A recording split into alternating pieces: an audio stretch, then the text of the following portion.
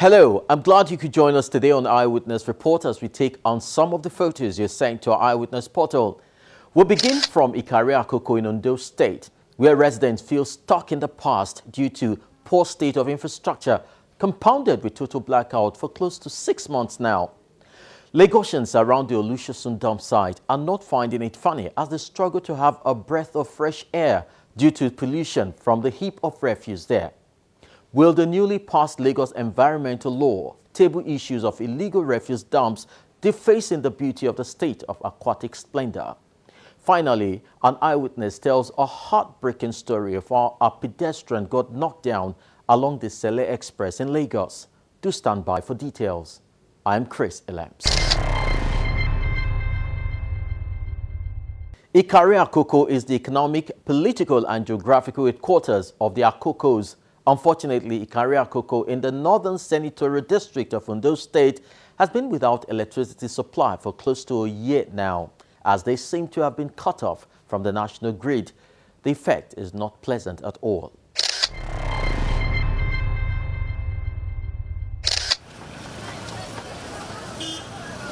Ikare Akoko is a commercial center with various small and medium-scale businesses and trades.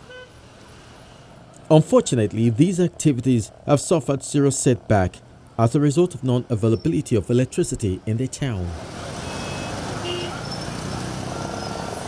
According to the residents, power supply to the Ikare and the entire Akoko land, made up of about 40 towns and villages, was cut off. As a result of lack of electricity, the entire community is usually thrown into total darkness. Those who could afford to put on generating set do so, while the rest go for kerosene lamps. It's going to 2 years now that Ikare is in total blackout. There is no light and people are trying to survive by putting up generator to charge their phone, or better still use power bank to charge your phone. 1 week I'm spending like 10,000 for fuel.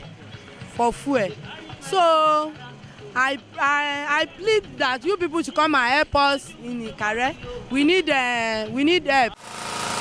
Artisans and traders who make use of generating set pay through the nose to get fuel to power their sets, and this they say is eating deep into their profit margin. The cost of living has increased so much. Even a sachet of water, which used to go for 5 naira, is now 15 naira. Over 1 billion naira bill was given to the communities in Akoko by the Owa Business District of the Benin Electricity Distribution Company.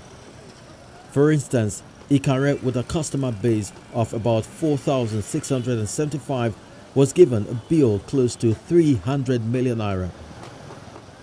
Alhaji Abu Kolade explains that the bill given to the communities were overestimated, insisting that even before power was cut off, supply to the area had been very erratic.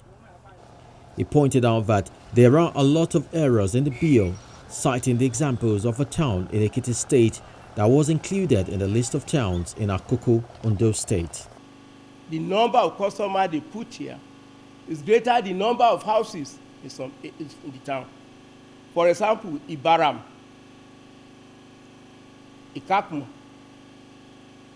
Now, if you look at Ibaram number 5, can you see number 5 there? Yes, sir. How many houses? How many customers? How many? 432. 432. The number of houses in Ibaram, the houses in Ibaram are not up to 432. Are they telling us that they will put 2 bills in each house? They should know what their customer belongs to. To make it work, they even put Iro Ekiti. It's Akoko in Ekiti. It may be those people who made the bill, they are not from this area. If not, all this will happen. Now, I advise the management to cross-check the bill and send people who understand the bill.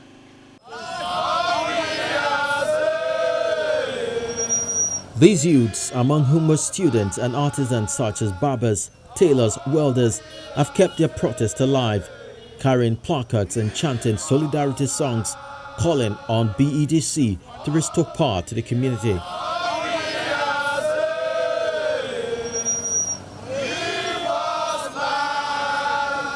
The lack of electricity has also led to lack of other basic amenities such as potable water.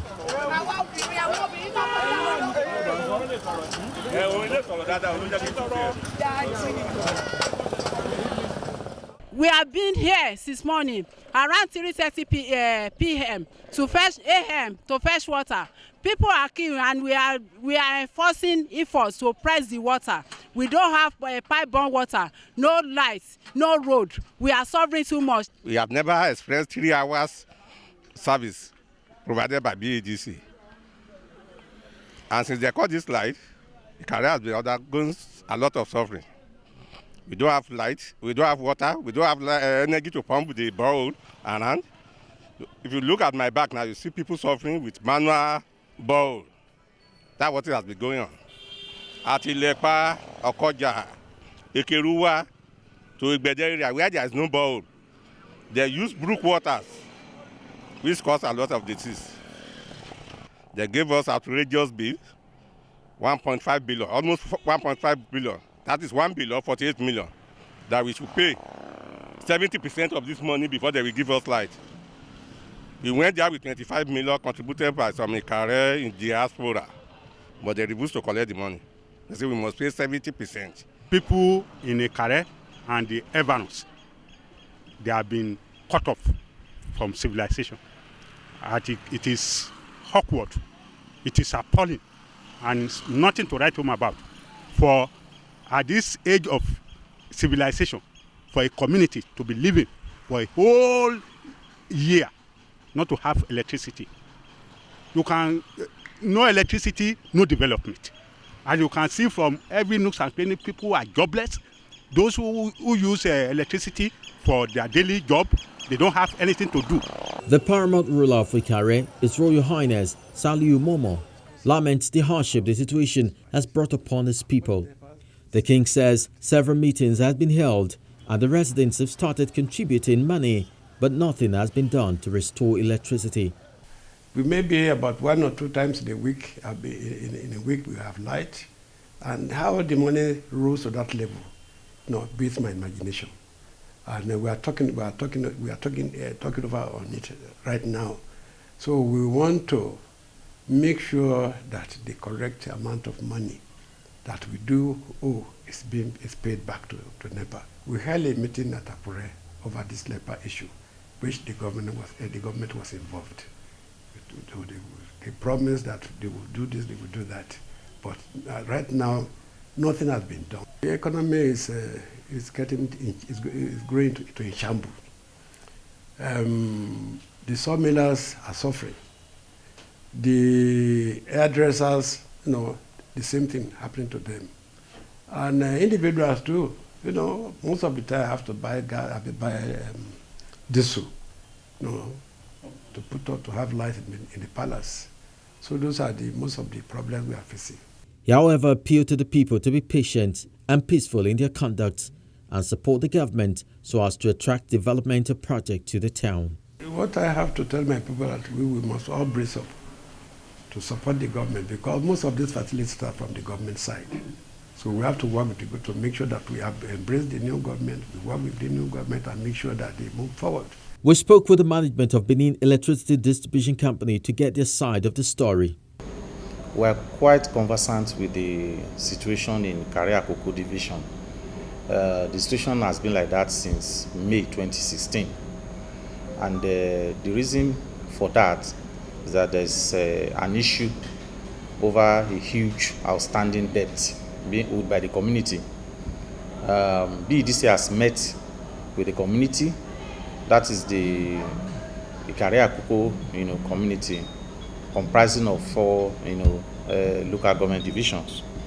The northwest, northeast, southwest, and the southeast area of Ikare Akoko.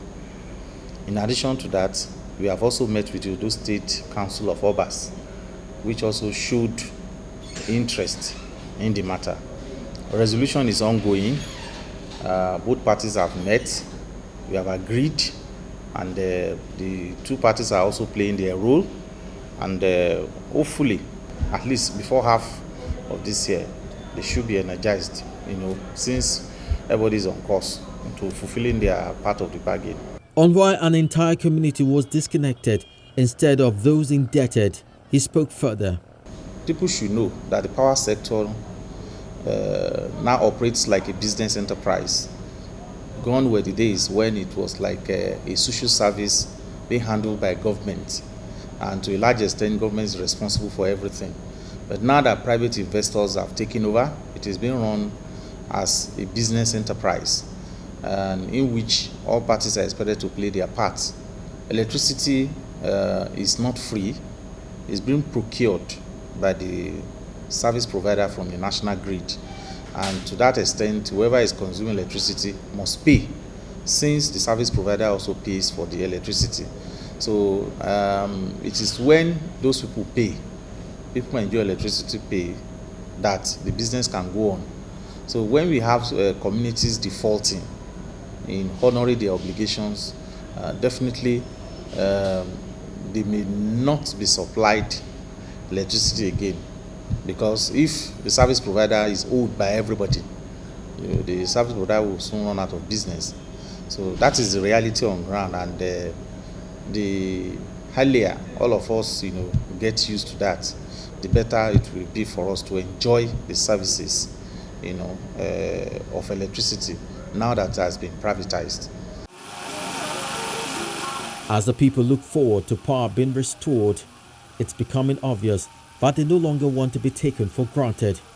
One reason the discos must ensure that proper billing methods that would correspond to power supplied is encouraged, as it is always agonizing to allow consumers without prepaid meters bear the brunt of system abnormalities, which is often the case today. We trust that BEDC would seek ways to resolving the impasse that has left the town in darkness for too long a time.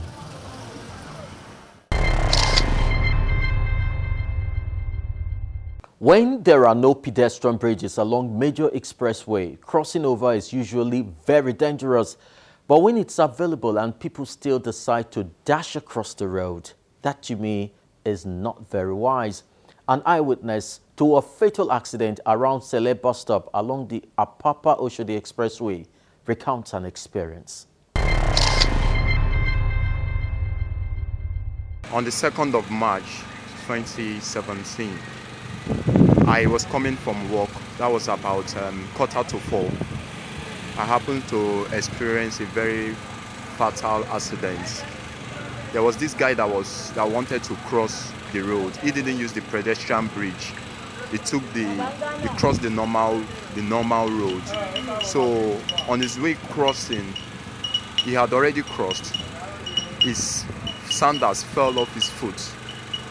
So on wanting to get the sandal back, he never knew a fuel tanker was coming. So the tanker crushed his head and his body was all over the place. It was a very fatal accident, which I feel very sad and unhappy about. My take and my advice for the citizens of Lagos State and the Nigerians are we should always learn to take the pedestrian bridge, because those are the reason why the government have to put this pedestrian bridge in place for us to make use of.